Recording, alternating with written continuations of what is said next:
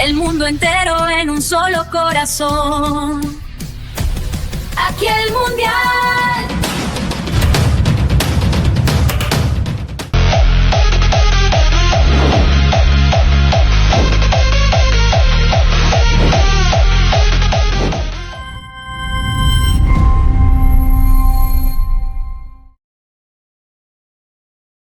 ¿Cómo están, amigos? Cordiales saludos. Gracias por acompañarnos en su programa Aquí el Mundial. Una vez que se ha cumplido el día 24 de competición en esta Copa del Mundo, y ya cuando estamos hablando de octavos de final, generalmente en esta jornada lo que se ha visto es confirmación de los equipos favoritos para seguir avanzando.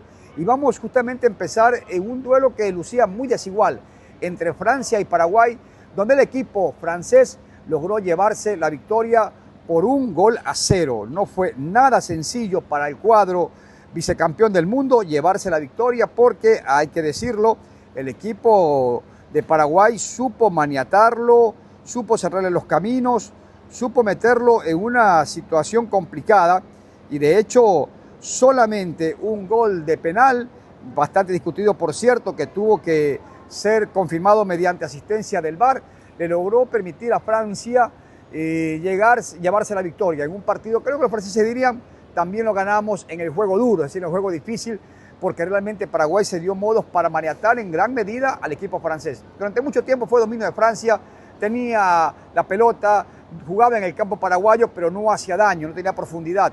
Y en el segundo tiempo una situación muy parecida, y de hecho ya Paraguay empezaba a ver variantes para tener un poco más de presencia ofensiva, pero justo en ello llegó la pena máxima, y de esa forma Kylian Mbappé marcó el 1-0, que ya no se movería más. Ya luego de ese gol la historia fue distinta, porque no tenía Paraguay fuerza como para ir a buscar el empate. En todo caso, fue una derrota muy digna del equipo paraguayo. Paraguay se va de este mundial en octavos de final, Paraguay se va de este mundial con la frente en alto, y por supuesto que ya mucho se habla de la continuidad del técnico Gustavo Alfaro al frente de la selección albirroja, algo que todavía está por definirse. Justamente tenemos una rueda de prensa, la rueda de prensa que brindó el técnico argentino de Paraguay luego del partido, hablando de muchos temas. Veamos.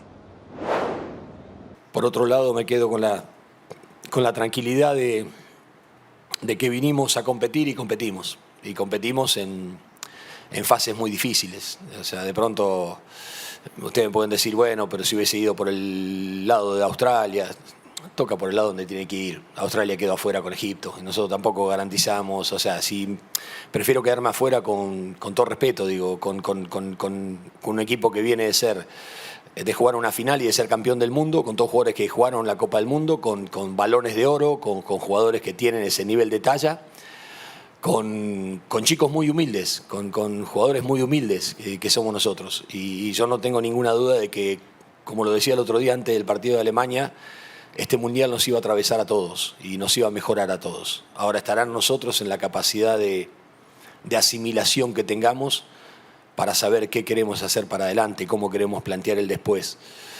Honestamente me voy con la tranquilidad la tranquilidad de decir que se dio el mundial que uno vino a buscar. Me voy con la tristeza porque quería llegar lo más lejos que uno podía llegar, y nunca una derrota te va a poner contento, para nada. O sea, no me gusta perder a nada. Y como le decía a los chicos en el vestuario, si uno quiere ser ganador, lo primero que tiene que hacer es aprender a perder. Y aprender a perder es parte de este trabajo ingrato. Más que nada porque hace mucho tiempo que estamos juntos, hace desde el 20-21 de mayo que estamos juntos. Y si ojalá hubiesen tenido la posibilidad de vivir la vida interna que vivió este plantel, la convivencia que vivió este plantel. El hecho de decir, es una familia, sí, es una familia. Lo vivimos de esa manera, de esa hermandad. Y creo que fuimos creciendo, y que ojalá que este reconocimiento, porque si no, Francia no hubiese festejado como festejó el pasaje, de pronto, con las capacidades que tenía, en lugar de ir a liquidar, trató de sostener el partido para que pase el tiempo, y obviamente que está perfecto porque tiene las capacidades como para poder hacerlo, y nosotros con las limitaciones que podamos tener, pero con el empuje íbamos tratando de buscar de cualquier manera el empate y tratar de conseguirlo, y no lo pudimos conseguir, pero sabemos que hasta el último instante peleamos, hasta el último instante competimos, hasta el último instante quisimos revertir una historia que se presentó en ese momento del partido adversa, en una jugada que podía pasar porque Francia tiene las capacidades individuales que pueden resolver lo que a veces el equipo no puede resolver, porque tácticamente no podían resolver. No había manera de que puedan resolver los caminos que tenían cerrados. Eran remates de media distancia, ya estaban empezando a caer en centros, no podían filtrar pelotas, no podían desbordarnos. La capacidad individual de un jugador a veces rescata a un equipo, y creo que eso fue lo que pasó hoy. Una Francia que venía marcando la pauta de manera muy contundente a lo largo de esta Copa. En 16avos de final contra Suecia, el partido duró 60 minutos, y así todos. Los partidos Francia duraba 60 minutos, porque los otros 30 le restaban. Acá tuvo que pelear hasta el final, que pelear hasta el final porque Paraguay lo obligó a pelear hasta el final. Una delantera que hace un año y medio, que la última vez contra Croacia, se lo dije el otro día en la conferencia, que no había metido goles. Después había metido goles. El promedio de gol de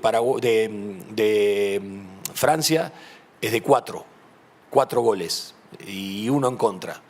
Y ahí es donde uno dice qué cerquita estuvimos. Entonces ahí donde uno tiene que decir, sí, está bien, no falta. Y ese es el desafío que tiene que plantearse Paraguay para adelante. Entonces yo me voy con la tranquilidad de saber que en 1 año y 10 meses fuimos capaces, con toda la gente de la selección, con los jugadores, con el staff, con los dirigentes, con toda la gente que estuvo alrededor nuestro, de cambiar una realidad que parecía dada a que Paraguay no pudiera participar.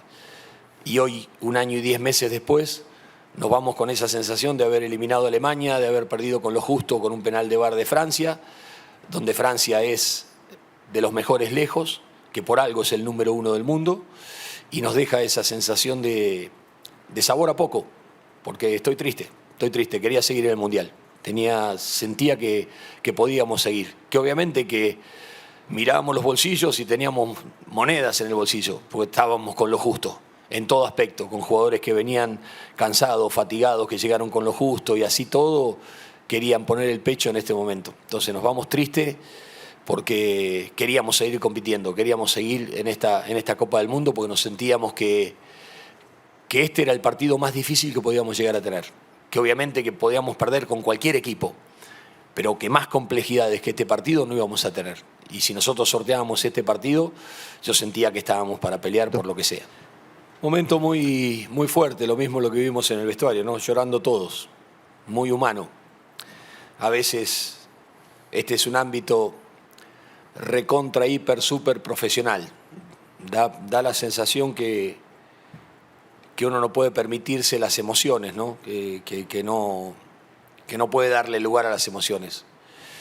Veníamos recién con Fer, porque estaba viendo a mi familia ahí en la cancha, y cuando antes de salir me paré y miré al estadio, y me quedé parado mirando el estadio todo completo, y le dije a Fer, qué feo es tener que irme, qué feo es tener que irnos, cuánto duele, cómo duele. A los jugadores le dije gracias por el sacrificio que hicieron, por la dedicación, por el compromiso, por el orgullo que tienen,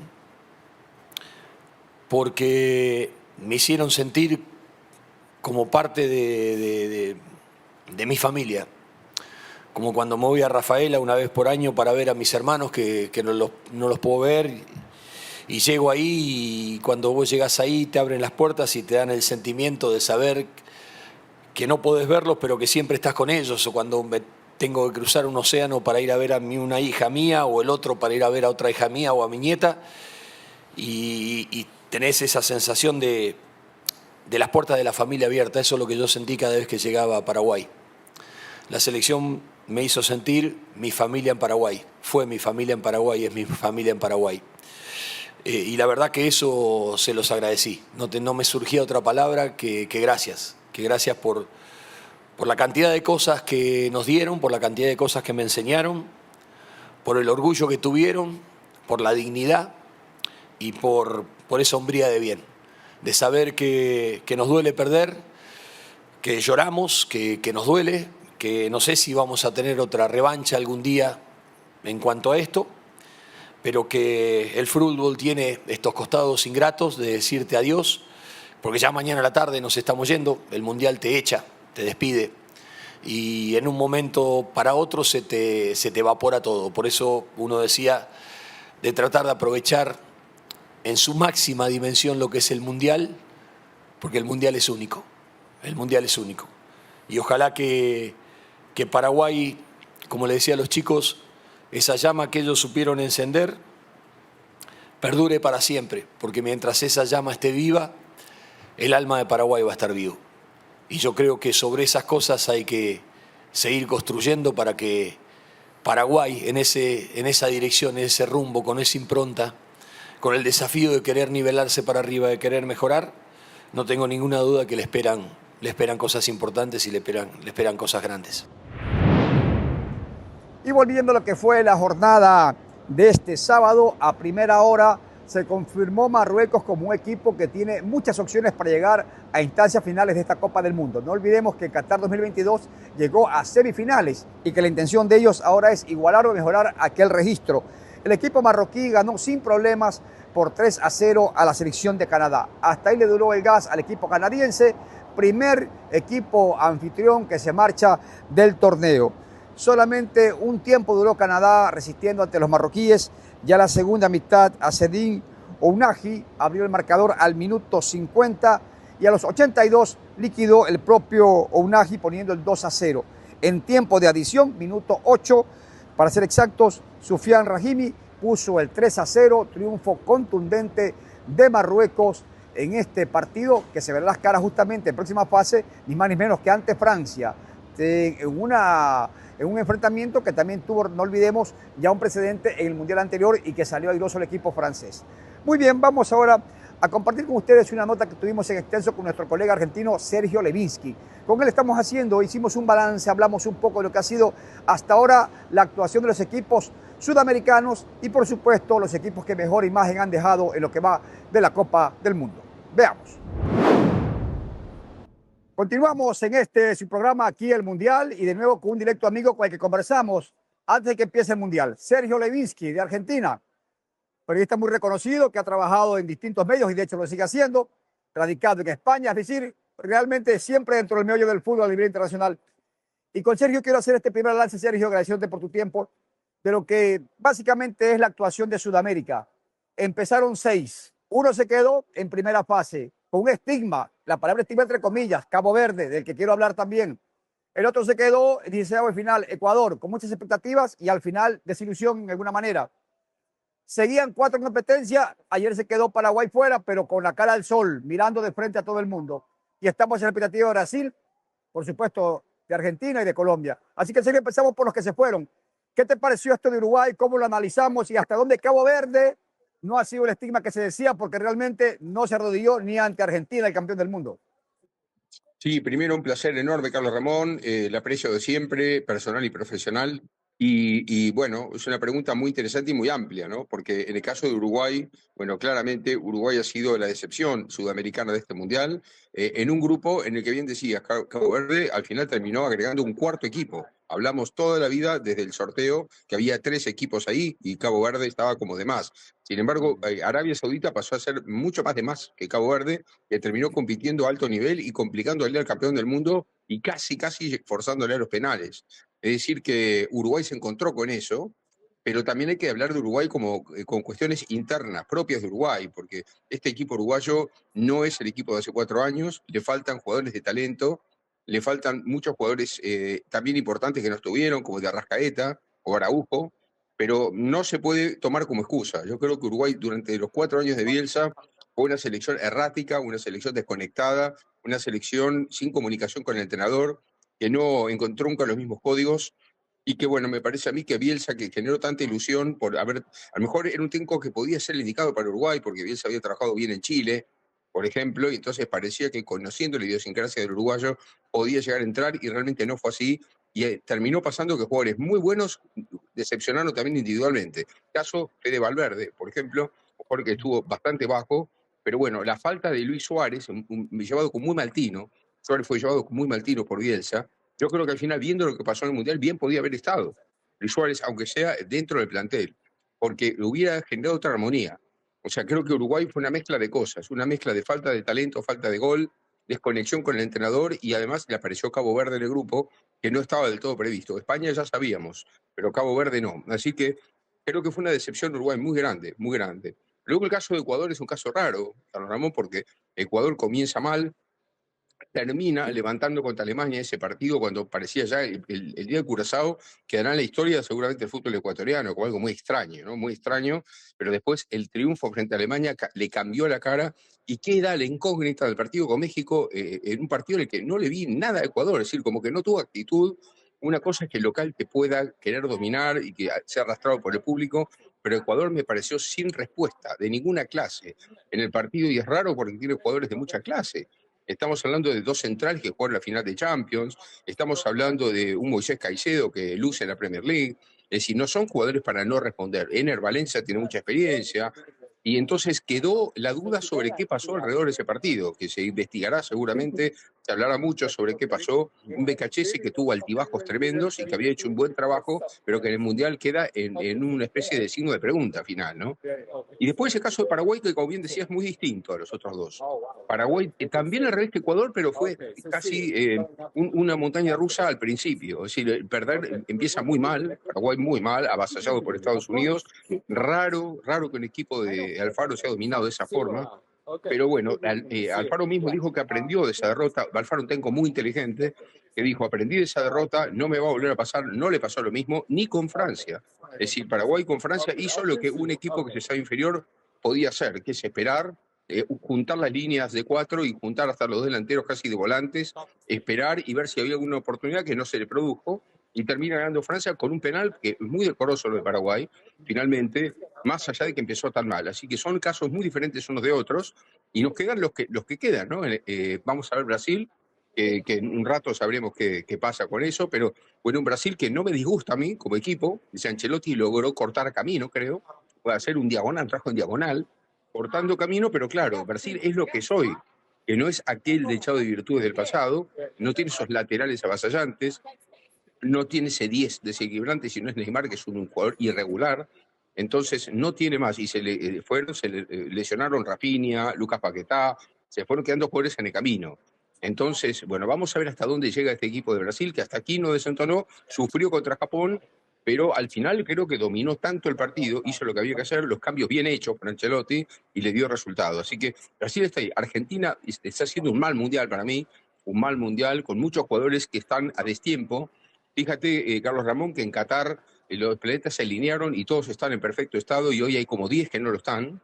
Jugadores que vienen mal de sus ligas, más otros que se han equivocado rotundamente en lo individual con algunas decisiones, como Julián Álvarez plantear que se quiere ir de Atlético Madrid a pocos días de empezar un mundial. Un error gravísimo, porque ahora le repiquetea en la mente esta situación que sale en la portada de los diarios todos los días en España, que si va, que si se queda, que si va al Real Madrid, que si va al Barcelona, al Arsenal, al PSG, se queda en Atlético, el Atlético no quiere vender. Bueno, esto en el jugador repercute. Entonces, él no está, prácticamente es un fantasma hasta ahora en el Mundial, y es un jugador muy importante para ser un fantasma, pese a que Messi está haciendo un gran Mundial hasta ahora, con 39 años, sorprende lo bien que se preparó, pero está realmente muy bien, pero claro, sin acompañamiento. Entonces, Argentina sufre mucho, los laterales son el talón de Aquiles, dos laterales que no funcionan, especialmente el derecho, no encontró nunca un jugador ahí, y entonces lo está pagando con desgaste muy, muy grande. Así que ese es el caso de Argentina. Y después nos queda Colombia, que para mí es el mejor de todos hasta ahora, sin ser fantástico, pero es un equipo que ha conseguido otra vez con Lorenzo esa armonía que había perdido después de la Copa América, ¿no? Está volviendo un poquito a jugar a ese juego. Le falta quizá un poco más de complemento arriba, le falta gol a Colombia, un James muy irregular, pero bueno, los dos de arriba me parece que están bien, atrás está muy bien, Muñoz me encanta, entonces bueno, Colombia se las podría arreglar para enfrentar a Argentina en cuartos en Kansas, Y yo creo que hoy, como están hoy, pero claro, esto es hablar cada día, ¿no? Es un día a día. Hoy Colombia está arriba de Argentina. Ahora, el tema es que cuando se enfrenten, ¿cuánto pesará la historia? ¿Cuánto pesará los títulos que han conseguido? Vamos a ver. Pero hoy Colombia es el mejor para mí. Bueno, se anuncia como un duelo con altas posibilidades de cumplirse entre Colombia y Argentina. Pero antes de seguir con el tema y cerrando lo primero, hablamos del técnico como parte fundamental de esto que se está viviendo. Sí. Cuando hablamos de Ecuador, se dice Ecuador tuvo un técnico sin nombre, sin trayectoria, sin mayor peso, que no debería ser el técnico de Ecuador, y mencionamos a Becachese. Bueno, acepto ese planteamiento, ¿no? Como una idea. Pero resulta que el técnico que más nombre tiene en este mundial, quizá de los que estuvo aquí, fue Bielsa. O sea, es difícil encontrar en este mundial un técnico que tenga más nombre que Bielsa. Y de nuevo pregunto, ¿hasta dónde a Ecuador le faltó técnico? ¿Hasta dónde a Uruguay le sobró técnico? ¿Hasta dónde jugadores de Ecuador no dieron la talla y medida para apuntalar a su técnico? ¿Hasta dónde los jugadores de Uruguay no entraron en esa conexión con su técnico? Porque parecería que a veces todos lo ciframos en una persona, pero dado estos dos fenómenos, yo creo que es una responsabilidad compartida. Y quería tu análisis, Sergio, porque el fenómeno Bielsa va en contravía del fenómeno Becachese. Claro, al final, con resultados no iguales, porque lo de Uruguay es realmente triste. Lo de Ecuador es un poco más digno porque el país incluso se hizo en una ronda más. Entonces te digo, Sergio, ¿hasta dónde el factor seleccionador técnico puede ser tan determinante en esto? Yo creo, Carlos Ramón, soy de la idea general de que el entrenador, y más de selecciones, influye mucho más por sus decisiones que por su estrategia o por su, ¿cómo llamarlo?, por su sistema. ¿Por qué? Porque hoy son más seleccionadores que entrenadores. Es decir, hoy son gente que cita jugadores y que arma grupos, pero después no tiene una incidencia táctica. Es decir, aquí, por ejemplo, Jürgen Klopp, no sé cuánto podría funcionar en Europa hoy porque Klopp necesita el día a día y en la selección no lo tienen más. Entonces, hoy eso cambió mucho. Y yo creo que a Bielsa le pasa eso. Bielsa es un detallista que en una selección no puede trabajar. Eso por un lado. Y luego el tema de los grupos famosos. Es decir, Bielsa es alguien que no consigue, él mismo lo dijo en una conferencia de prensa hace poco, en una confesión a los periodistas, yo no genero armonía. Yo soy una persona que no genera conexión con los futbolistas. Me hago una autocrítica y sí que es así. Entonces, yo creo que en una selección es casi hoy fundamental esa empatía. Esa empatía que Bielsa no consiguió, sumado al mal llevar algunas situaciones como la de Luis Suárez, por ejemplo, que terminó con Luis Suárez denunciando lo que pasa dentro de la selección. Es decir, no solamente es que no convocó, es que eso le generó un boomerang porque Luis Suárez habló de lo que pasa adentro y le generó digamos, una situación insostenible. Entonces, a partir de ahí todo se quebró y ya fue difícil para Uruguay. Pero hay que decir algo también con lo que dices tú, que está muy bien. Hay que decir que Uruguay no tiene mucho talento ahora. Es decir, le faltó de Arrascaeta, eso sí, un jugador muy importante, armador de juego en el Flamengo, muy importante. Pero salvo Arrascaeta, Uruguay no tiene mucho talento. Es decir, los jugadores que tiene hoy Uruguay es una generación. No entiendo algo yo de todo esto. Con lo que decíamos antes, me parece a mí que la continuidad es fundamental. Si Uruguay tiene un equipo campeón mundial sub-20 en 2023, ¿cuántos jugadores de ese equipo hay aquí? ¿Cuántos jugadores vinieron al mundial? Es decir, ¿por qué Uruguay no tiene esos jugadores y sigue con aquellos del pasado que resisten como un Jiménez o con un Araujo que arrastran lesiones crónicas? ¿Por qué no tiene esos jugadores que salieron campeones, que hoy tienen 22, 23, 24? Es decir, ahí falta un trabajo de continuidad que parece, por lo que me dicen, que ahora comenzará. Pero bueno, hasta aquí fue así. Entonces, creo que ese es un... O sea, no, el entrenador no alcanza a hacer todo. Yo creo que hay también un problema estructural que es ese, no haber colocado a los jugadores que ganaron un Mundial Sub-20. Y por el lado de Ecuador, yo creo que es un poco más digno, y yo no creo que se le puede caer a Becachese de esa forma. Becachese hizo un buen trabajo en 4 años. Un Mundial es un mes y 10 días. Entonces, bueno, aquí lo que pasó es que empezó mal y luego el partido con Curazao lo marcó mucho. Pero ganarle a Alemania no es algo fácil. Ganar a Alemania es algo bien complicado. Ecuador logró ganar a Alemania, entonces por eso digo que queda la duda del partido con México, porque es un partido raro. Venís de ganar a Alemania y casi que no tenés actitud ni haces nada contra México. Algo raro hay ahí en el medio, pero bueno, claro, es una cuestión de investigar, pero sí es raro ese cambio de actitud. ¿En cuántos días pasaron entre Alemania y México? Muy pocos días para tanto cambio. Ahora, bueno, por lo menos creo que dejó una mejor imagen que Uruguay, eso está claro. Yo no diría que el trabajo de Becachese fue tan malo. Y otra cosa más, Carlos Ramón, Becachese tiene más experiencia de la que parece. Becachese estuvo de ayudante de San Paolo y con Argentina en un mundial antes. Es decir, Becachese ya estuvo en un mundial, es decir, no es que no, no es que no había hecho nada, es que sí, Becachese con varios equipos con Defensa y Justicia casi sale campeón argentino. Ah. Es decir, que no me parece que sea poca cosa, ¿eh? Yo creo que es un entrenador bastante capacitado. Es decir, que yo no le caería todo al entrenador en este caso. Ahora, Sergio, ayer me quedó a mí dando vuelta una declaración que dio Kylian Mbappé y dijo, le ganamos a Paraguay en el juego duro, como diciendo, de fútbol a fútbol Paraguay vino a ensuciar el partido, o en todo caso a frenar el partido, vino a tratar de neutralizarnos, como diciendo, no jugó a ganar, sino a no perder. Y yo entiendo que hay diferencia, que Alfaro hizo lo correcto, porque no puedes jugarle el tú a Francia, hubiera sido un suicidio, pero inmediato. Y yo pregunto, ¿hasta dónde es importante esa versatilidad? Porque todos veíamos una Francia que era deslumbrante. El mismo Alfaro le dijo, Francia es una tormenta eléctrica, ¿no? Dijo, requiere un pararrayos para poder frenarlo, y casi lo consigue. Pero también vimos una Francia que ayer metió pierna fuerte, que ayer se fue en el tú a tú, que no rehuyó la pelota dividida y que peleó también con fortaleza cada balón. ¿Hasta dónde entra en juego también esto, Sergio, de ser versátil? Porque tú me hablas de Francia, hablamos de un fútbol champán, pero el fútbol que tuvo que aplicar Francia ayer para ganar fue un fútbol de lucha, que dista mucho de lo que propone Deschamps. No, bueno, a mí me parece bien porque muestra la otra faceta que es importante para ganar un mundial. Para ganar un mundial tienes que estar preparado para toda clase de partidos. Y Francia tuvo partidos mucho más abiertos, donde pudo marcar una enorme cantidad de goles, como hemos visto, y también partidos como el de Paraguay. Es un partido, pero además, a mí me sorprende esto de Mbappé que decías, porque Mbappé en el Real Madrid juega domingo por medio contra equipos que juegan así. ¿Cuántos partidos jugó Mbappé contra Getafe? Y bueno, Getafe no hace algo distinto que Paraguay. O sea, Getafe al Real Madrid lo que le hace lo que Paraguay a Francia. O sea, en general es así. O sea, él sabe que es así. En el fútbol hay toda clase de equipos. Te vas a encontrar con equipos abiertos que te van a jugar de tú a tú. Probablemente en Francia se encuentra Marruecos así, un equipo que le juegue de tú a tú. Y te vas a encontrar con equipos como Paraguay rocosos que van a aguantar los equipos de Alfaro. Yo creo que ya sabía de sobra que Alfaro es así y que va a generar un planteamiento así, si le da claro. Entonces, a mí me parece bueno que Francia haya podido entrar en el barro y pelear en el barro y ganar así. Fíjate que al final termina siendo que el penal se lo hacen a Doué después de sacarse 4 tipos de encima en una baldosa. Entonces, bueno, es un poco eso, utilizar los recursos para lo que cada momento requiere, y Francia la veo enfocada en ganar el Mundial. Pasó un partido muy difícil. Y otra cosa importante, Carlos Ramón, muy importante para decir en esto, de partido Francia-Paraguay, los europeos se cansaron de decir que las eliminatorias sudamericanas son una pachanga, un paseo, facilísimo, y que no entienden cómo Argentina o Brasil o Uruguay o Ecuador le ganan 1-0 a Paraguay. Bueno, Francia lo vio ahora, ¿no? No era una pachanga Paraguay. Y ni para Francia, ni con toda la delantera que tiene, fue una pachanga. El fútbol sudamericano no es una pachanga. Y jugar las eliminatorias no es una pachanga ni para Francia, porque Francia jugó un partido de eliminatorias y le costó meter un gol a Paraguay. O sea que al final de cuentas es bien complicado para los europeos también jugar contra equipos así, ¿eh? De acuerdo. A Francia, el vicecampeón del mundo, le costó mucho ganarle al sexto de Sudamérica. Al sexto de Sudamérica, atención a esto.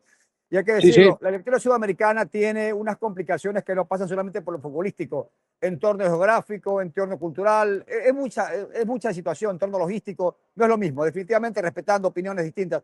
Ahora cierro con esto ya, Sergio, agradecerte por tu tiempo siempre tan valioso. No te voy a pedir pronósticos, no te voy a pedir proyecciones, te voy a pedir tu criterio desde la subjetividad, desde el gusto. Los equipos que más te han gustado en escalafón, el que más te ha gustado del primero al cuarto o al quinto hasta ahora. Bueno, me han gustado dos que se van a enfrentar ahora en cuartos, Francia y Marruecos. Son dos equipos que me han gustado mucho. Me ha gustado muchísimo el Estados Unidos de los dos primeros partidos, no tanto después, pero sí los primeros dos partidos. Me sorprendió Pochettino con Estados Unidos y su planteo. Son equipos que me han gustado. Me ha gustado Cabo Verde, de cierta manera, con lo que tiene, con esos elementos me gustó Cabo Verde. Yo creo que son los que más me han gustado. Por ahí me está faltando alguno, pero creo que de fondo son los que más me han gustado, ¿eh? Muy bien, y ya para el cierre recordamos la cartelera de este domingo en partidos por octavos de final. A primera hora en Nueva York, Nueva Jersey, Brasil ante Noruega, y luego en otro partido muy interesante en México City, México ante Inglaterra. Sin duda, partidazos para no perdérselos en esta jornada de la Copa del Mundo. Mañana, Dios mediante, tendremos mucha más información. Gracias por acompañarnos. Hasta pronto.